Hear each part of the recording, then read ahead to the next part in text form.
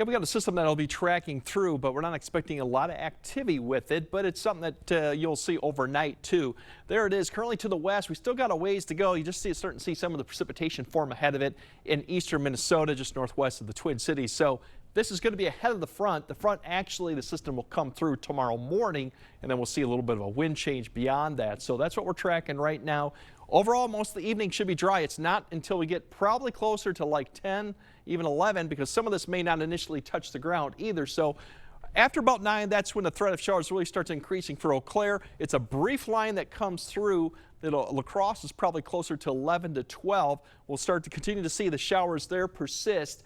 A break kind of for a lot of areas, and then a redevelopment of another line later in the night, maybe around 1 to about 4 a.m. ahead of the front. That'll come through. Also, activity be scattered. You notice as we get closer to the morning commute, 4 a.m., it's just now ending at La Crosse, pushing eastward. We're actually going to see basically dry conditions and actually clearing skies for some areas throughout the morning time. That front will eventually come through, and you'll see the big thing will be just the winds will be turning around. So you see a lot more of those blue arrows indicating winds from the northwest or north. And that's what you'll see more in the afternoon. Plenty of sunshine going on, but that northwest wind will get up to 10 to 15, potentially 15 to 20 in some areas too. So it will be a little bit breezy in the afternoon to early evening, and that's really the only thing that you'll notice besides with the front coming through as we go throughout it. So as we go through precipitation totals, not expecting a lot with this. Most areas will be well under a quarter. In fact, a lot of areas probably under 1/10 of an inch. If you happen to get a thunderstorm potentially over your area, that might get you over a 1/4 of an inch, but not expecting a lot of precipitation with this. More just clouds and a little bit of a wind change too going on. It will be much milder waking up with the temperatures, with the clouds and the precipitation, more in the 50s, upper 40s. So that's the good news going into Friday also. And then throughout the day, we're going to start off warmer. So ahead of the front, you'll probably get in the low 70s if you're east of the river going into southwest Wisconsin or all the way to Vokesfield. Further west and north, probably upper 60s as the front comes through a little bit earlier. But still, this is all well above average for this time of year. So mild conditions. Now, with clear skies, high pressure overhead, light winds, our temperatures are going to fall back to where we were the last couple nights going into Saturday morning. So more 30s, 40s, maybe even some frosty conditions for some areas once again.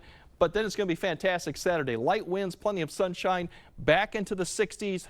That's about 2 to 3 degrees above average, but really fantastic conditions for this first week of October. Sunday, the winds pick up. We have a front that'll be approaching, so temperatures will be about mid to upper 60s, maybe 70, but a lot of clouds will be moving in, so that may keep us below the 70 mark, but still mild. But the wind definitely will be the story on Sunday because we do have that front coming. Initially Sunday morning, it's to the west. We'll have a warm front that'll get close and come through at some point Sunday night with a cold front to follow early Monday morning, and that'll give us our opportunity for the next round of showers. But the good news on Monday is it's not going to last very long, pretty much morning, and then it's going to be done with. So just short issues with precipitation. Otherwise, we're going to cool back down to average on Tuesday behind that front, and then another system to keep an eye on Wednesday and Thursday. But bigger story is our temperatures are still going to be at or above average throughout this whole period, because 62 on Tuesday is about where we should be too. Some areas further north are in the upper 50s, which is about average. So all in all, not too bad. We just got some periods of showers to deal with, but the weekend's still shaping up pretty nice. Looks fantastic. Thanks, Greg.